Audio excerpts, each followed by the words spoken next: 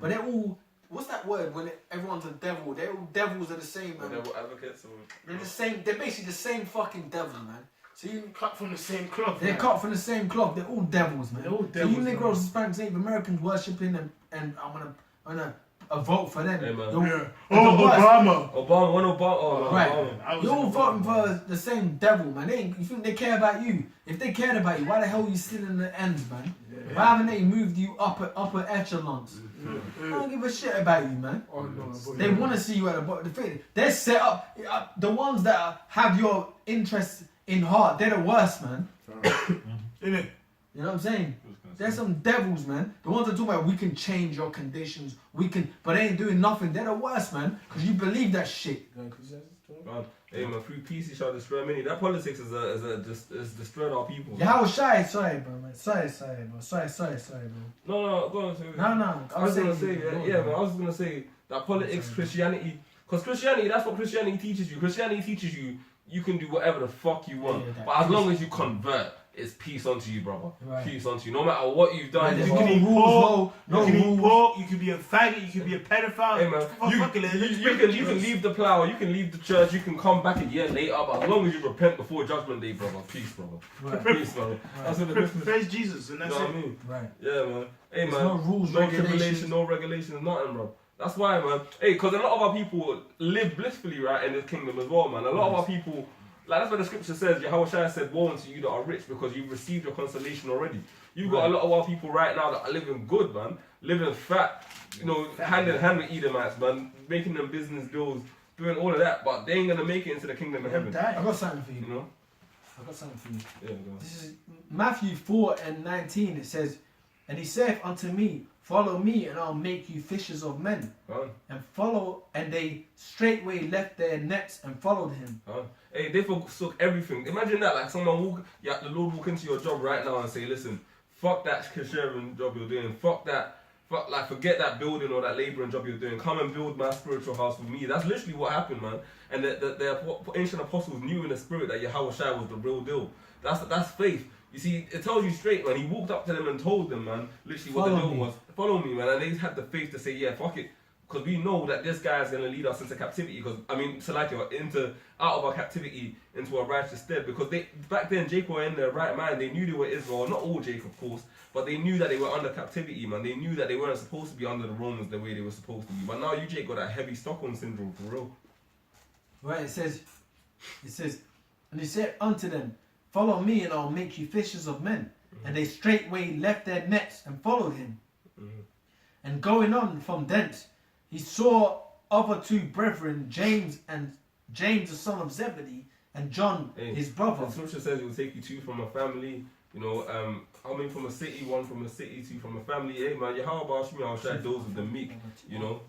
Yeah. He deals with small numbers. You got Gideon, out of many a few. Out of many a few, man. He trimmed down and that's another thing that will get a lot of people bugged out. Because you see, when the truth was first pushed, like when the Apostles of Har was first out there, even before the year 2000, you had a lot of men riding for it, and a lot of men started to lose faith, and then they were peeling away. A lot of men joined this back in the ancient world, not even the ancient world, but joined this back in the day because of a numbers thing. That's why Jake can't enter religion. That's why Jake convert to Islam, because Jake think, so many brothers in Islam, this must be the correct way. But hey man, the scripture says in Exodus 23, "Follow not a multitude to do evil," man. If you go on, bro. I've got a quick one on that. Just on that point. 2 Ezra 8:3. Yeah. There be many that be created, but few shall be saved. That's straight to the point, man. Straight to the point. The scripture also says, if their children be multiplied, it is for the sword, man. Really and truly, you gotta understand, like, sometimes I'm on the tube to work sometimes, and I just think about this. I'm like, there's probably like, a good 500 people on this whole train. And Yahweh Shemel Ratazal, Lord willing, man's of the elect, out of like a good 1,000 people that are here, only like, do you know what I mean? And brothers, out of like the whole population of London, you got about 10 million people. You got about like 11 brothers on righteousness. So hey man, you know what I mean? It's real. So like King Solomon said, out of 1,000, the 1,000 men, I found one righteous percentage. That's right, man. That's right. Hey, bro, we're literally less than 1% of the whole population of the city, bro. That's the severity of the situation. You got something already? With the statistics. Yeah. Hey man, We'll close that scene. There's real Because talk. that's how true. I don't want to trust how true that. I got this one precept here which is I mean, Just work it out. it's pretty small though. Yeah. it says Sirach We'll close up soon here, but brothers, get what you got, you know. Sirach chapter 3 and 17. It says, "My son, go on with thy business in meekness." Or can I even say it? That's as well. Like a lot of people, like there's not a lot of people to like it, but there's some people that come in the truth. And then they learn a little something, and then they then get puffed up in the spirit, and then they go about like they're Mr. Untouchable as well. That's the thing, because it's an easy thing for the Lord to take away that spirit from you. You had Saul. Saul thought he was the man. He thought he was living the dream. When he was the king of Israel, you can imagine he was a Benjamite as well. Them can't tell me nothing. You get like, you know what I mean? Going on like that. David. Don't want You know what I mean? You know what I mean? And then the Lord had it in the spirit where there were so many stumbling blocks because he thought he was the man. Then King David went to war and slew so many heathen that the women were singing his name, and you can imagine like them I sing his name, them fucking you know what I mean? He was burnt in the spirit, man. Because you see, the Most High has a way of humbling people as well, man, and he'll do it in ways that really it could only be the Lord, man. So, like sometimes, man. Even sometimes as well, like on a lower vibration, you might get a little proud, you might get, comfortable in the world, but the Lord will always put a spanner in your works or put something in the way of what you're dealing with to actually put you back on track. Like you might be at work and get comfortable and complacent and think, yeah, I'm just gonna put a little savings to the side, and all of a sudden you might have a car, the shit breaks down, you have a flood in your house or some crazy shit out of nowhere, and then you got to fork out that money, you know what I mean? Like shit happens, man. And it's all to keep you humble. Let me just quickly finish this real quick, yeah. It says, the greater thou art, the more humble thyself. Brothers mentioned that earlier. And thou shalt find favor before the Lord Yahweh Hashem Yahweh Shai. The Lord Yahweh Shai was literally the walking perfection. But he had enough humility to wash his disciples' feet, man. And, the disciples were great men, but they were nowhere near the stature of Yahweh Hashem Yahweh Shai. None of us are. But he washed his disciples' feet, man. And he told them that the two most important things was to fear the Most High, keep his commandments, and to worship, and to have love for each other. How many grimy you grimy keys, like, how many keys, like, think about that, bro. The Lord said he washed his disciples' feet, bro. How many fucks out here you gonna wash their feet? These fucks out here, bro. Like, the Lord washed his disciples' feet, bro. That's some real shit, man. Think about that, man. That's like, the Lord was actually washing men's feet, bro. Peter tried to stop him.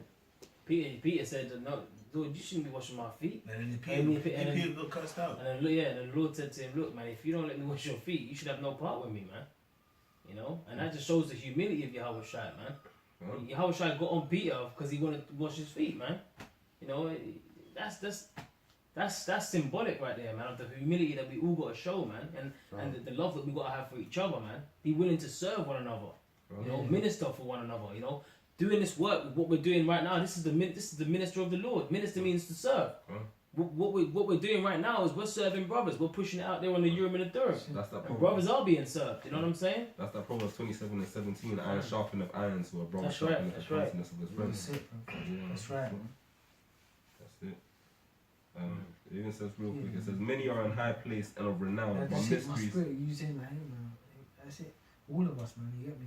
The Lord washed a man's feet, he washed Peter's feet, bro. And you think about it, he's like, you know what? In the spirit, bro, you know what I'm saying, man? The Lord make you do things, man. Yeah, man. It says, "Many are in high place and of renown, but mysteries are revealed unto the meek." Hey, man. So it's all about who Yahweh Shai chooses at the end, man. And there's a clear consistency through the scriptures. He always chooses. Yeah, the elect. The elect, and the elect are always not who the people expect. You had when Nathan was came to King David's brothers and he was choosing the next king of Israel. His brothers were all there in stature. Even his father thought, King David's father thought it was gonna be one of the brothers. He was advertising them like, yes, very strong, like kill tens of thousands, mighty man. Yeah. Samuel. He didn't even get Samuel. Salakio, yeah, can't. Well, the Lord chooses the weak things of the world to confound them. The wise. His father didn't even get David ready. He just had David in the back because he thought, David ain't ready for that. He was just sheep with the spiritual. Tending to sheep, man. Strap down, innit? And the Lord had it and the Lord told Samuel, "This is the one." You know what I mean? It shows you it's all about the Lord's decision, man. Any brothers got anything else? I had a quick one. So this is Galatians chapter 6 and verse 3. For if a man think himself to be something when he is nothing, he deceiveth himself. You know, so if you know you're all up in yourself, you're all proud with the things you know, it might be scriptures, it might be in the world, you got an abundance of wealth or something, you know, you're esteeming yourself above brothers, man, you're deceiving yourself, as it says in the scriptures, man. You're fooling yourself, because the scriptures also say that the Lord giveth and the Lord taketh away, man. Right? So in a moment, in the twinkling of an eye, the Lord can take away that wealth, man, or take away your woman, or wherever it is that you think you got that's making you so up yourself. The Lord can take that away, man. You know. So that's why we got, as we went back to the beginning, humble yourself, man. You know, in this truth, whether it's a wealth of information, knowledge and the truth, or wealth of the spirit and abundance of the spirit, you know, money, women, cars, wherever it is, man. You gotta humble yourself, man. You know, because the Lord can just take it away in a moment, man. You know. Yeah. Right. Calm, Anybody got anything else? Alright, no. Alright, and you know, with that, we know until the next time, you know, we're going to say, all praises to Yahweh Shem. Double honors to the apostles, the great millstone. Shalom to the brothers teaching his word, you know. Shalom.